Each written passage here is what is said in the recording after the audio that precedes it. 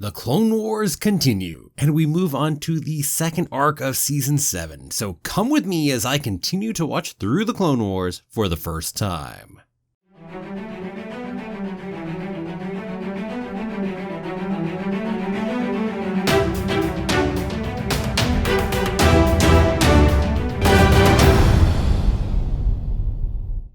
Well, hello there! My name's Jeremy and welcome back to Freeform Disney, where I talk about all aspects of Disney, from the animated movies to the theme parks to Star Wars, Marvel, and Pixar, and the TV shows, and everything else in between. And that is why it's Freeform. And keep coming back every day for new daily content.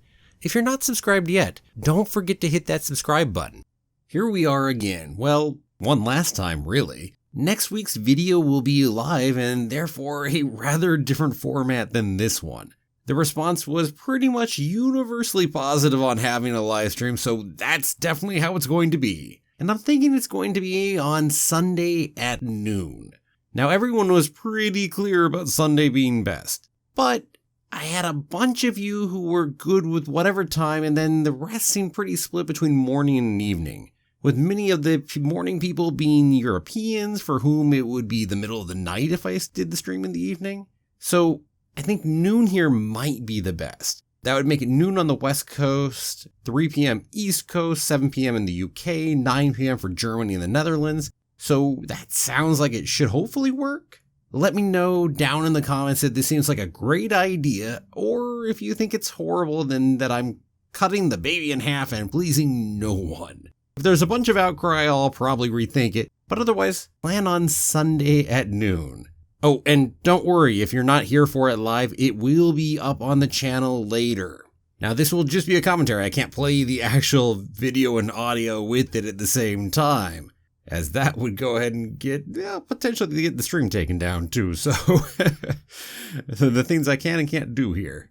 And because of that, I'm also thinking that maybe I'll still do a regular version of the video afterward for those that might prefer it, although that wouldn't happen until at least the middle of the week, being that, heck, I wouldn't have even seen it till Sunday, so it'll be a little bit later. Oh, and sorry if anybody got that little live stream notification and saw that. I didn't even realize that one would be able to trigger a live stream that way. I was messing around in OBS, which is the live streaming software, and not actually on YouTube itself, but that software can trigger because, what a mess. So yeah, embarrassing just a little bit right there. So sorry about that extra notification. Now then, enough preamble. It is time for the middle chapter of Season 7. This is what I'm going to call the Ahsoka and Martez Sisters Arc. So let's jump on in. So first up, we start with the episode Gone with a Trace. Always love our titles that are a reference to other things, right? So right off the bat, you can tell this is an older Ahsoka, just visually, although everybody looks a little different too, so maybe it's just a bit of that going on. But it makes sense. It has been a little bit since the last time we saw her. Say a year, maybe even? I don't know. Not sure the exact time frame between end of Season 5 and where we are here in the middle of Season 7. Now, this whole speeder bike thing, to be honest, was a really weird introduction to this arc. I really got this whole kind of, why am I watching this feeling going on? It didn't really serve to add a lot to me or to really tell me a whole bunch about Ahsoka's character or anything else. It seemed like an action scene for the sake of an action scene, really. Well, at any rate, it is new character time because here's the character Trace. Now, this is the first time we get to meet her, and it's because Ahsoka just happened to crash onto a mechanic's dock, specifically hers, down in the 1313 level of Coruscant. And we get some talk that sets the difference of this area, especially as we're so used to, well, the Jedi kind of areas, the nicer parts of Coruscant. Because down here, no one has much in credits. Down here, everything has a price, etc., etc. Oh, and we get this beautiful, nice wide shot of Ahsoka against the backdrop of the access tunnel. Really nice shot. Okay, so talking about some of those differences, now we get into this discussion between Trace and Ahsoka talking about the Jedi. And we've seen a little bit about some different views of the Jedi, how they're not all holy and good, shall we say. Definitely, Trace's view is not quite so good. I mean, she says to Ahsoka, I'm sure you have your problems out there with the Jedi running around starting wars, policing everything. Yes, it's the Jedi's war. Oh, Palpy, you did good. And oh, Jedi, you screwed this up so badly. When you lose the people, yeah. Ahsoka tries responding, the Jedi didn't start the war. They're trying to stop it. To which Trace is like, sure they are. Look, it doesn't really matter anyway. They've forgotten all about us. Woo! It's like, even if you're thinking that, it's still, completely forgotten. And Trace even goes, hey, when you're a kid, you hear stories, and they're just not who I thought they'd be. It's not safe down here or anywhere on Coruscant. Oh, yeah, you've definitely lost the people. And it makes sense. This is a nice touch. I love this being brought in and seeing a bit more of that other point of view, because we've been stuck kind of within our own bubble through most of the show, where we don't get these other points of view from random citizens throughout the Republic. Well, it's time to come up to another action scene because we bring in the mobster Pintu, and apparently Trace's sister Rafa owes him money, and, well, we get a fight with Trace and them, and then Ahsoka gets in there and kicks ass, and, hey, her older brother taught her. I mean, there is some definitely truth to her thinking of Anakin as an older brother, so that one comes easy right there to say it that way. Okay, so that's dealt with, so we head off to go meet up with Rafa, and the three of them talk, and now they're going to go build some droids for some contract? Okay, sure. And off we go, and we find out, oh no, the droids are Type 2 load lifters. Which actually is a problem because they're frauds, and that's actually repurposed demolition droids, so yeah. Violent, aggressive, One gets loose because, of course, we need another big action scene, so big long chase sequence. I gotta tell you, Trace's ability to keep holding on to that droid through all of this craziness is really impressive. Who knows, maybe she has some force sensitivity. And at the end, we get this argument about, hey, can you really use the droids this way? Ahsoka, being as black and white as she usually is, super on the one side that, hey, no, you can't go ahead and sell the droids to this guy afterwards. But Rafa knows how much they need the money and, well, ends up selling them. But hey, first, hey, look, it's a Tuca, or a Lothcat, or whichever one's the correct term there. But yeah, one of those cute little Tuca cats. Well, anyway, we end with them dining, and then Rafa comes in, and it's all kind of okay enough because of money. Money's good. And that was the end of the episode, really. Now, I gotta say, it really didn't feel like a whole lot happened in this episode. Part of that is because these action scenes were kind of meaningless. They were completely unnecessary. You could take out the whole speeder bike thing, just have it relatively crash. We don't need the whole long sequence of it. And you could take out pretty much the entire droid thing, and you don't lose anything from this episode. So things like that made it feel like not as much happened in this episode. So definitely an introduction of two new characters, for sure. And I gotta say, I'd love to know more about what's been going on for Ahsoka, and there was no real new information about that. So, yeah, well, overall it was a decent episode, and the new characters seemed interesting off this opening one. So, yeah, let's move on to Deal or No Deal. We get some interesting discussion between Trace and Ahsoka off the bat, because Trace certainly catches that Ahsoka seems to know her way around a starship and how to work on one. And that's because she went to an academy topside. Yeah, that's it. Skywalker Academy. Luckily, Trace has never heard of that, or really any academy. And, well, we get into a little class conversation here because, hey, there are no academies down here and can't afford to go to an academy. So definitely a little talk about class divide. It's brief, but it's nice to touch on it a bit. And we get to hear the name of Trace's ship, the Silver Angel, which I think is actually a cool name for a ship, even if we make fun of it a bit in here.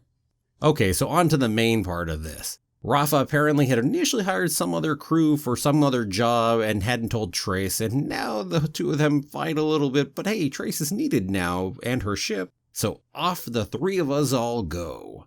But Trace actually doesn't have a pilot's license and has never actually piloted anything more than a speeder, really. So she certainly doesn't know about military transport lanes or anything else like that.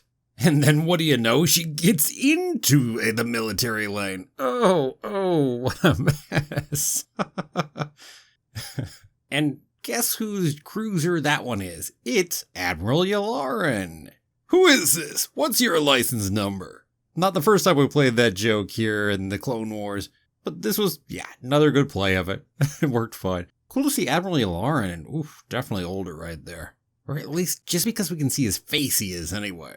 And then we get some real Return of the Jedi echoes, because Anakin is standing with his back over there, kind of like, say, a certain Vader later. And we even get this whole piece of Anakin sensing in the Force and detecting Ahsoka. Except Ahsoka's not like, I'm endangering the mission, I shouldn't have come. I mean, we don't get that, but short of that. So, because of Anakin, they actually got away with that. Otherwise, they would have been caught. And we're off. Off to Kessel, which I don't think we've ever seen in Clone Wars before, so that's really neat right there. And we get to see this pretty and lush section of the planet to start off with, rather than just the legendary Kessel Mines. And they get this giant welcome from the king's people, a big banquet, because apparently the contract they're going to do is they're going to take 3 containers of unrefined spice. And Ahsoka, starts running her mouth off and endangering everyone. Yes, moral ideals and all, but I don't think that's probably the time to go talk about it. Just saying. Well, next we head off to the mining section of Kessel. We have this nice little realization that comes where Ahsoka knows it, but Trace and Rafa do not. That those are not droids down there, those are slaves. We get into a bit of class issues again here, just in the talk about this. Now, I know later on, they're called prisoners rather than slaves per se. Although I suppose that's similar to certain countries here in our world, where prisoners are, in a manner of speaking, slaves as far as labor is concerned. So maybe little references to our own world there a bit. Messy. And Ahsoka with that comment about what the Republic actually allows. Yeah, we'll turn a blind eye if it helps us, right? Money, corruption. Oh, ain't it lovely? Well, we got the spice and we're off to Obadiah, which means the homeworld of the Pikes. Oh, and now that big argument really takes off in the ship between Ahsoka and Rafa, and Trace is just kind of there on the side and only worried about her own ship. Well, the argument goes on and on and on, and guess what? Trace dumps all the spice. Because screw you both, neither of you are getting that, and I just want to protect my ship. To which, finally you get Ahsoka and Rafa agreeing on something, going, what the hell did you just do? 30,000 credits worth of spice you just dumped. Into hyperspace, too, so no chance in hell of getting that back. Wow. Gotta say, for people who live in the underworld of Coruscant, Trace is a little naive and protected to think that she could just do such a suicidally galactically stupid move of dumping 30,000 credits worth of spice. Wow. I love she even tries to come back and note Ahsoka, because Ahsoka's like, hey, we should just give it to medicine to make it that way. Woo, yeah. And donate it, essentially. But that was the fun of it, is Ahsoka wasn't saying that was really the end of things. She's like, that was more of an ethical debate. I hadn't figured out how to solve the Pike problem yet. Oh. But of course, if you hear Ahsoka talking like that, well, maybe you could think that, sure, we could just dump it anyway, right? Oh, what a mess. Oh. So off they go to Pike still, because that's where they're headed. And now we're going to do a trick and try to trick them into giving us the money and give them empty containers. That'll never matter. Frankly, I gotta tell you this. Even if that had somehow worked and they gotten back off the planet, their names would have been known. Trace and Rafa would have been worth nothing. Hell, the Pikes, I probably would have put a bounty out on the two of them. This would not have been good. At the very least, they would not have gotten any more jobs that way. So, it's a horrible plan, even at that rate. Ay. Well, Ahsoka using a mind trick gets them almost back off the planet in time, but they get caught by patrol ships and they're stuck in a tractor beam. They almost got away with it. Kind of, except for all those other problems I noted. Yeah. And that's the end of that episode. Now, this was a better episode than the first one, I thought, but definitely frustrating in many ways as well. I wanted to see Ahsoka so much. I mean, we haven't seen her since the end of season 5, and this just wasn't what I was looking for. But there's still definitely some stuff to like in this, so it was another decent episode, but that's about it. Onward to Dangerous Debt, the third of 4 in this arc. So the 3 of them are now in prison on Obadiah, surprise, surprise. And they argue and they fight over what happened and who's to blame. And Ahsoka tries to make the moral argument that, guess what? The Pikes turn spice into something that ruins lives, so those lives would be on you. Why? Because you can't profit on somebody else's suffering. There might be a little bit more gray area than that. Not to mention they had no effing idea what the Pikes do. So, yeah. Now, in fairness, they might have some intentional ignorance on that, on Rafa's part at least. But still, I think you're missing the root causes here, and just going at the symptoms there, Ahsoka. Now, Ahsoka's always been a bit more of that black and white moralistic view, which is certainly true of a number of Jedi too. Only we had more Jedi like Qui-Gon, right? Yeah, well, anywho. We then get to find out a whole bunch of backstory. So we find out, we've been hinting during some of the other episodes about the parents, and it's always seemed like there was more to it. But now we find out what really happened to their parents. And it was actually, guess what? The Jedi. Because way back during Zero's escape off of Coruscant, while the Jedi were giving chase and trying to capture Zero and stop him from escaping Coruscant, at one point it sounds like Cad Bane took out the engines or something of a cargo transport, and that cargo transport was then headed for this huge area, tons of people on it, some dock or bay or platform.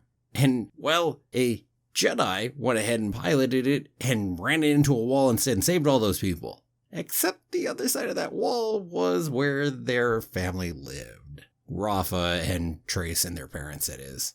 And, well, the parents got the 2 of them out but died themselves. Oh, yeah. Now, if it was just that, it might be one thing. But then it goes a step further. Because then the Jedi return. And a green-skinned female Jedi, it's gotta be Jedi Master Luminara, right? Well, anyway, she talks to them, to the 2 kids. And she's like, I had to make a choice. But not to worry, the Force will be with you. And then she just leaves. That's it. So now the 2 of them are orphans. No support, nothing. No compensation. Just tossed into the world, nobody cares about you. But hey, the Force will be with you. Wow. Yeah, I might have a stick up my ass about the Jedi too. Ay. Wow. Again, it's one thing that the accidental kill happened. That was certainly unintentional. This piece is so callous and I suppose naive too, really. Back to being stuck in their own bubble that they don't realize just how bad things are in the rest of Coruscant, I guess? Or how bad it is for orphans in that area, or... Oh. Back to this class commentary that does seem to be sitting throughout some of here too, and also this nuanced view of the Jedi that we don't get at other points. Because our point of view is from the Jedi most of the time. Okay, back to the matters at hand. So Rafa gets taken, and they're going to go torture Rafa to try to figure out where the spice is. Rafa comes back, and now Trace is about to go be tortured. She gets taken out, but unlike her older sister, she's able to grab a blaster and make a daring escape. Now in all the confusion, Ahsoka actually manages to open the door of the cell using the Force with nobody noticing. And then they all meet up in the hallway, and they go run, escaping time. And we end up with this big Force jump at a moment, because there's this whole platform walkway that starts being retracted, and Rafa already made it across. But then Trace has to make it across, and, well, Ahsoka Force shoves her a little to help make it, and then has to make it herself from an even longer jump. And I just gotta love this one, because they both think she died. All of a sudden she's not over there anymore, and they don't see her, and they look down, they're going, oh no, did she fall? She must be dead. And she actually overjumped the 2 of them. I admit, I was wondering at that moment, will they catch on that she's a Jedi? Or at least Force sensitive at that moment? Not sure, to be honest, if the difference between being Force sensitive and being a Jedi would mean anything to the 2 of them. But yeah. No, they didn't. I mean, it's the middle of a big chase sequence and escape. Ahsoka kind of passes it off and they keep running, so it's fully justifiable they didn't think too much more about it at that moment. By the way, they are killing a lot of Pikes during the course of this. Could really get into some tricky ethical gray areas if we started thinking too much about that right there. Well, in the end, they successfully escape, no surprise. And a cool little thing, we actually see 2 other escaped prisoners in the background, which is a nice touch because these 2 escaped prisoners are 2 that Trace actually released to help break her out during the course of the fighting earlier. And it's just a nice touch to see them again, even in the background, and hey, look, they made it out too. Didn't have to be done, but nice touch. And then we have this guy asking for money for food, and is it the same guy who Ahsoka bought the jacket from when she was escaping on Coruscant? Or just another one of the species? I don't know. Probably just another of the same species. Now, Rafa, Ahsoka by virtue of being next to Rafa, is kind of an ass to the guy. So unsurprisingly, he rats them out when the Pikes come asking. Although, frankly, all the Pikes had to do was look to see him because they were right there. And, oh hey, look, as they're escaping, who's that in the cloak with the Mandalorian mask? Interesting. This is going a direction I didn't expect. Clearly someone we know, or we wouldn't put him behind a mask in the first place. Now, Rafa and Trace get caught, but Ahsoka escapes for the time being. And then we hear the Mandalorians talking, and that has got to be Bo-Katan. Definitely has to be. So apparently they're watching from a distance, and there's some talk of their own mission and common enemies. And well, after a bit more fighting down there, they're all captured and thrown back into prison. Now, at the end of the episode, Rafa apologized for forever taking the job, which I understand the apology, especially with everything going on.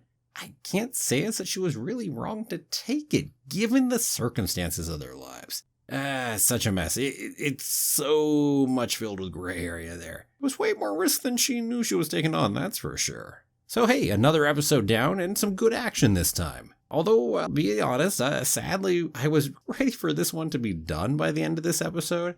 So let's go finish it out with the final episode of this arc, called Together Again. We start out with an interesting discussion between the 3 of them over in their prison cell once more. So Rafa's really feeling like Ahsoka is splitting the 2 sisters up and that Trace is starting to turn on her because they've always been so together. Oh, that's interesting. We didn't dig too much further into it, but yeah, it was nice to have that conversation in there. Now Ahsoka comes up with a plan. Hey, trust me. Hint, hint, trust me. And hey, this time it was a decent plan that will potentially get the sisters away. Because what Ahsoka does is, hey, I'll turn on the 2 of them. I don't know where it is, but they do, so I'll give them a day out, and if not, I'll go ahead and let you know where their family is. Which, of course, they have no family, so the hints are nicely planted, too. But what's interesting on top of that, though, is our Pikes actually know it's a deception. But our head Pike there feels he has no choice because he needs the money, and, well, also, he's going to be in a lot of trouble otherwise. And there's this comment about him knowing about it, because he always does. And that's gotta be a Sith reference. It's gotta be Sith. Now, if we're talking Sith and we're talking Pikes, I mean, it's gotta be Maul that we're talking about. And we've seen some Mandalorians earlier. And, of course, the final arc is the Siege of Mandalore. I do know that much. I don't know much of anything else as to what happens. But I do know that it is the Siege of Mandalore arc.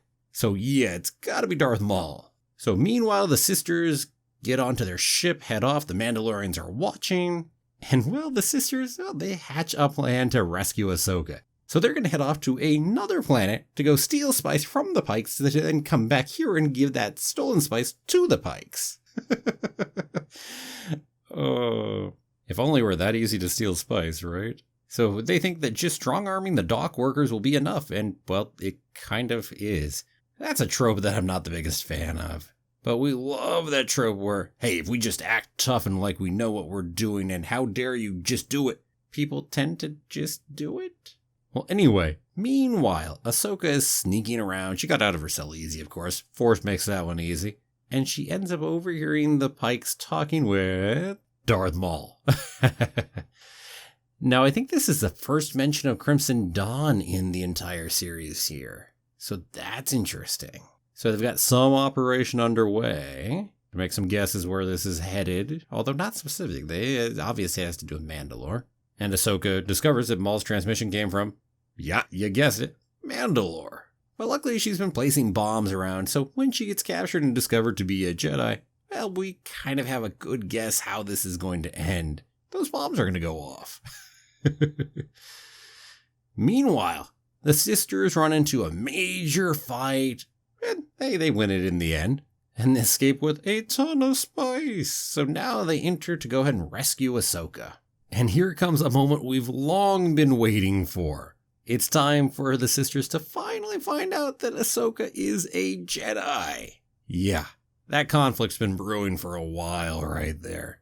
I was trained, but I left. You left? You can do that? Yeah, no kidding. If you're not a Jedi, you'd probably wonder that one a lot, wouldn't you? Now, there's not a lot of time to deal with that right now because there are other problems, but hey, it's escape time. Unsurprising. We get a little ship chase where we get to go blast some ships, and off we go back to Coruscant. And we get to see one of those Mandalorian ships in orbit watching them. And so to finish dealing with these issues here, we have a last conversation for the three. So they leave the ship. It doesn't sound like things are great between the three, and you wouldn't expect it after that reveal of all things. Although you would expect they would have had some time to talk on the ship, so I'm guessing that was a tense silence on the way back to Coruscant. Yeah. And really, the fact that Ahsoka used to be a Jedi and is no longer one really ends up helping bring things to work between them all. She doesn't explain why she left being a Jedi. It's complicated, that's it. And frankly, Rafa doesn't want to hear it anyway. But Rafa's the one who reaches out with the olive branch that, hey, you act like what I want the Jedi to actually be. And Trey says, hey, Jedi or not, I consider you to be my friend. So ultimately, the three of them are okay. Although I gotta imagine there's a lot more conversation to happen right there over all of that. Oh, what a mess. And that's the moment where Bo-Katan approaches Ahsoka at the sisters' shop there and tells him, hey, we got our common enemy of Darth Maul. Want to come over and help us? And Ahsoka, unsurprisingly, chooses to go with Bo-Katan, despite her worries that that will lead her back toward the Jedi. But we do give one last little note with the sisters because she chooses to leave her speeder bike with the sisters, just in case. That certainly feels like a hint that we'll see them again, in some way or another, although I can't imagine in these last 4 episodes we will. But maybe for a comic or a book or something else. And frankly, all that work to introduce the sisters, man, and that's it. I hope they do show up in something else, whether it be Rebels or a book or comics or whatever. Because otherwise, it's going to just feel like a waste right there to have spent that much time introducing the two and giving them a connection to Ahsoka and then not to do anything else with it. So I hope so. So anyway, that's the end of the arc. Now, it just wasn't what I was hoping for it to be. This could have been a great opportunity to dig into Ahsoka as a character, especially in the aftermath of the last time we saw her. Ahsoka's been gone for quite a while now, and I love her as a character, and I couldn't help but hope for a certain number of things in this arc, even if I've been warned. Even if my expectations were lowered a little, I still had those hopes. And largely, they just weren't delivered. It didn't really feel like we went into Ahsoka as a character very much, or that she really had much of a character arc over these episodes. And we really didn't find out, well, really anything that happened to her prior to this arc and after the last time we saw her. So, yeah. That said, the 2 new characters, our sisters, both Trace and Rafa, they definitely have potential to become interesting characters. They're not there yet, but they've got the starts of it. They've got some issues, maybe a little too cliche sometimes, especially with Rafa, but I think that could definitely be easily fixed with some fleshing out of the characters if we were to see them more in the future. And ultimately, I still enjoyed it, just not how much I wanted to. And if I didn't have those expectations, I would have enjoyed it more, I grant. But this is definitely one of the weakest of the 4-episode arcs in the show, and I'm so sad about that. I will say the end of this definitely made it feel like a glorified setup for the final arc of the season, and I can't wait to see that. The best thing about this arc here, other than the 2 interesting new characters we added, where there were some nice attempts at really talking about the class divide within the galaxy, and also really about how the Jedi view themselves versus how everyone else views them, and a bit of just how dogmatic a view of the Force they can have. And those were nice pieces right there. Heck, we even got to see Kessel. Nice. Well, at any rate, there you go. That is that arc. Now, I can't wait to watch the finale. The plan right there is Sunday at noon Pacific time. So that would be 7 o'clock p.m. if you're looking at British Mean Time, or 3 p.m. Eastern, 9 p.m. over in Germany and the Netherlands. So there you go. And hey, if you got any problems with that, let me know. And if you love that time and that idea, great, let me know that too. So there we go. And the usual, well, what about you? What did you think of this arc? Did you like the two new Martez sisters of Trace and Rafa? Go ahead and let me know down below in the comments all your thoughts. And thanks for watching. If you liked the video, please give it a like and share it with your friends, and don't forget to subscribe if you haven't done it already. And I'll see you back here tomorrow for another new video for Freeform Disney. Have a magical day, and may the Force be with you always.